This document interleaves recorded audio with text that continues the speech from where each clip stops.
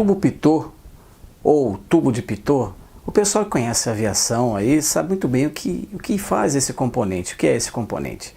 Mas o pessoal que é leigo tem aquela certa dúvida, principalmente nos vídeos que se vê aí em volta do avião mostrando aqueles sensores.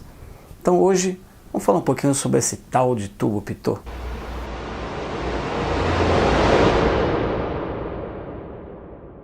Pessoal, pitot ou tubo de pitot foi inventado pelo engenheiro francês Henri Pitot, lá no século XVIII. Tá então o motivo do nome dessa peça da aeronave. O tubo de pitot, ele colhe o ar externo da aeronave, a velocidade que o ar passa, que o avião se desloca, e conduz esse ar através de tubos e mangueiras até um instrumento na cabine de comando, que é o indicador de velocidade. Essa é a função do tubo pitot. Resumidamente, o sistema funciona desse jeito. Aviões mais simples funcionam dessa maneira. O ar chega até o instrumento dentro da cabine e move o ponteiro. Aeronaves mais modernas, o sinal de pitot, ou seja, aquela pressão de ar, vai para um computador dedicado que converte o sinal pneumático daquele ar entrando em sinal elétrico, eletrônico. E aí, esse sinal é distribuído para vários computadores das aeronaves. Por exemplo, o piloto automático precisa saber a velocidade que o avião se encontra para fazer o controle, sistema de proteção também. Acelerador automático dos motores precisa saber a velocidade que o avião se encontra.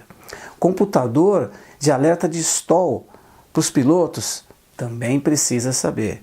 Aí, quando você está sentado na poltrona, que você vê a velocidade do avião naquela telinha no airshow, também vem de um computador que pega sinal lá dos tubos pitot. Mas hoje em dia, mesmo as aeronaves mais simples e mais baratas também usam computadores para indicação de velocidade. Basicamente hoje não se tem mais aqueles indicadores redondinhos analógicos para indicação de velocidade. Nas aeronaves hoje se tem as telas. E esse sinal também vem de computadores ou computadores conjugado também com o sinal pneumático. Depende da redundância da aeronave. A indicação de velocidade que se vê na aeronave não vem só do pitot. O pitot trabalha em conjunto com as tomadas estáticas para fazer a compensação de altitude para determinar a velocidade. Essas tomadas estáticas aí geralmente ficam na fuselagem, praticamente a maioria das aeronaves. As tomadas estáticas sentem a pressão estática e o pitot sente a pressão dinâmica do ar. Vamos dar uma olhadinha agora no exemplo de alguns Boeings e o sistema de pitot.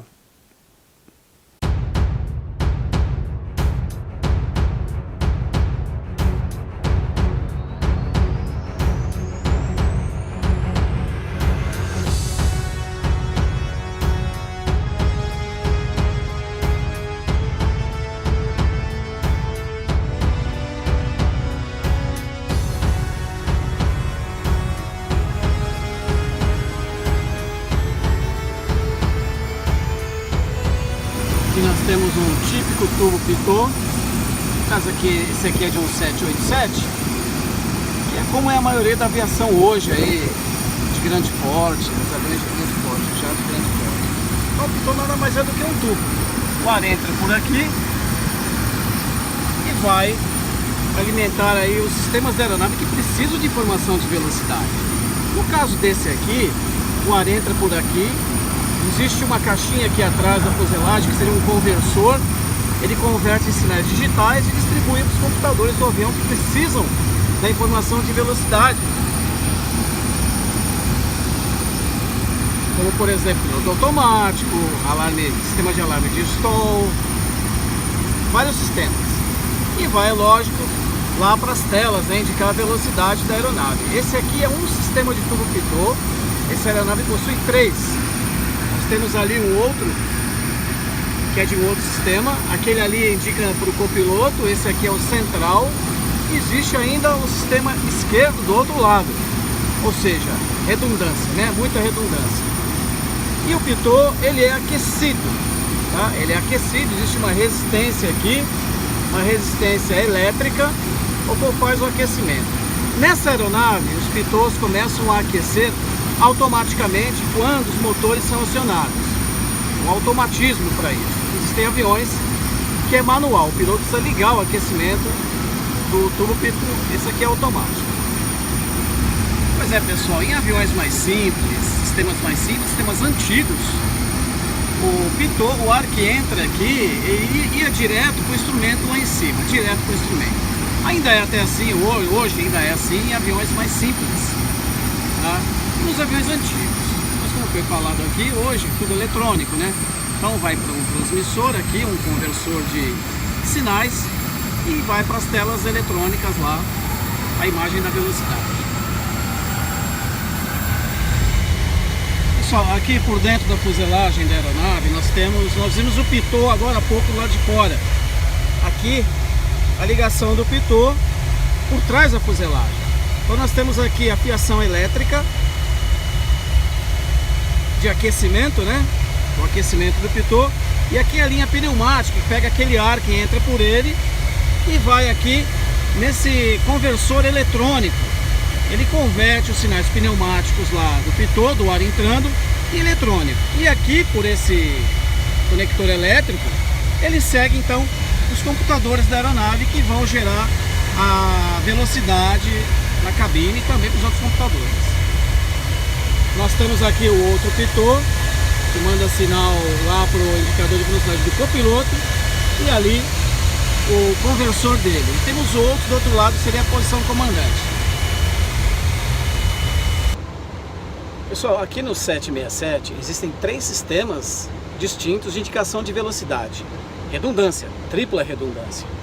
E esse é um dos aviões lá do início dos anos 80 que já passou a ter um sistema digital para indicar a velocidade da aeronave. Embora se tenha nessas aeronaves indicadores analógicos também, mas o sinal é digital que aciona um indicador elétrico.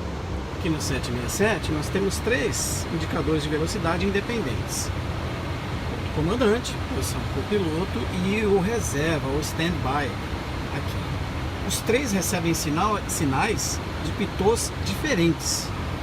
Então aqui nós temos o indicador de velocidade do ar do comandante, posição comandante, esquerda, indica a velocidade aqui em nós, óbvio, em Mach, aqui, que seria a velocidade em relação à velocidade do som. Esse avião aqui, ele voa em cruzeiro Mach 82, ou seja, 82% da velocidade do som.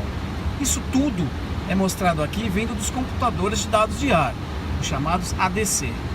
Como esse aqui 767 é uma versão mais nova, ele indica também aqui nesse indicador eletrônico, ADI, essa barrinha aqui, chamamos de Speed Tape, indica a velocidade aqui também. Os primeiros não tinham essa indicação de velocidade. Esse possui também, repetindo aqui, vindo do mesmo computador. E aqui o Mach, indicação de Mach da aeronave. Mas aqui para o meio nós temos o indicador reserva, ou standby, de velocidade, que vem também de um outro pitot. E outra, ele vem direto para cá, ele não passa por computadores. Esse indicador aqui, ele é pneumático. E esse indicador aqui, ele é elétrico, não chega mangueiras de pitot aqui atrás, e sim fiação. E repetindo ali para o copiloto,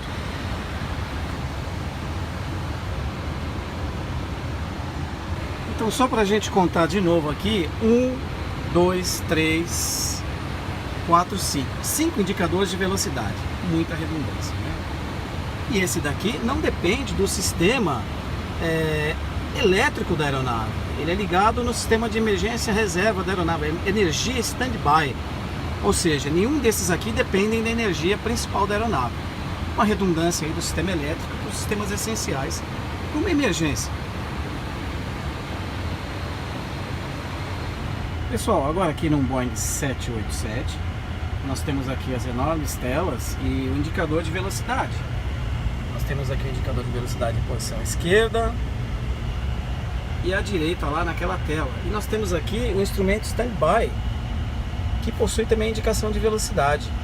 Lembra-se lá no 767 que tem aquele indicador aqui no meio, que é mais antigo? Então, esses todos são eletrônicos. Então, esse é eletrônico, o reserva standby também é eletrônico e o outro também.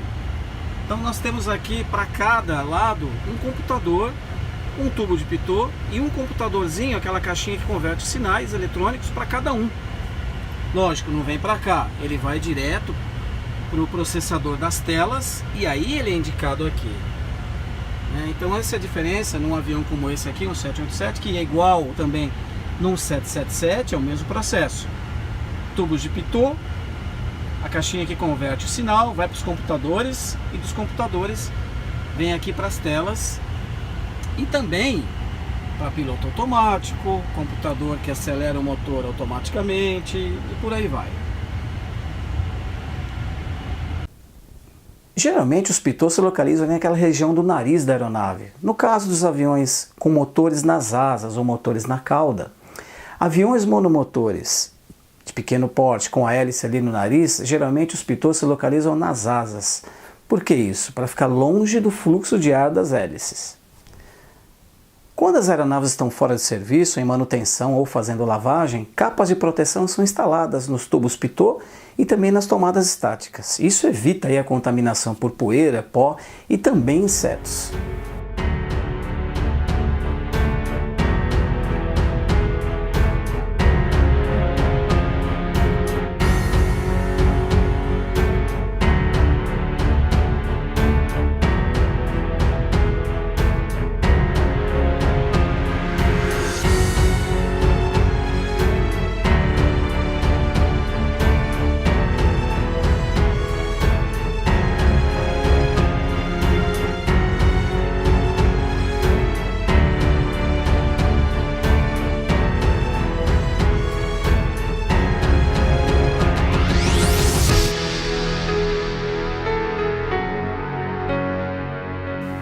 Bom pessoal, espero que tenha dado uma clareada em quem não tinha entendido o que é um tubo pitot. Para que serve isso na aeronave?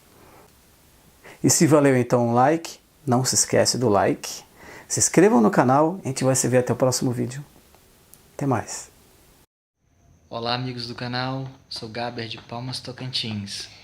Olá, eu sou Nathan de Palmas, Tocantins. Tchau. Grande abraço a todos.